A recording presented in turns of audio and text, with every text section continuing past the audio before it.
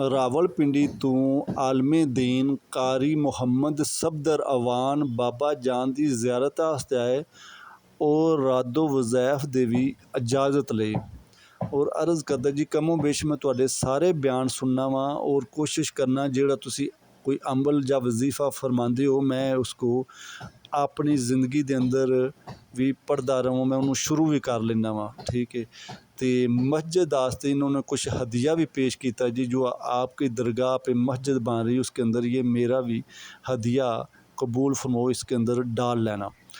तो बड़ी बाबा जान को अकीदत और मोहब्बत से मिले, तो बहुत ही गुफ्तगू प्यारी, बहुत ही अकीदत के हवाले से। सिर्फ रावलपिंडी से सिर्फ आंदा जी मैं सुबह 4:30 बजे निकलिया मैं, तो अभी आपको मिल के ज़ियारत करके मैं उमें सीधा वापस चले जाना।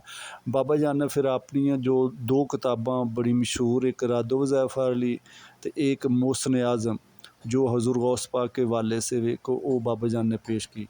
और मस्जिद अभी मस्जिद बरांडे दा लेंटर दी शटरिंग शुरू है इंशाल्लाह। उम्मीद ते आवे 4-5 दिन तक इंशाल्लाह ये जो लेंटर है ना ये डल जाएगा, क्योंकि शटरिंग वाले 1-2 दिन लग जाते, उस तो बाद सरिया फिर वैरंग वाले होंदे। तो उम्मीद है इंशाल्लाह 2-3 दिन तक पीर मंगल या बुध नूं लेंटर डल जाएगा। आप दोस्त तमाम जेड़े दुआ करना जी।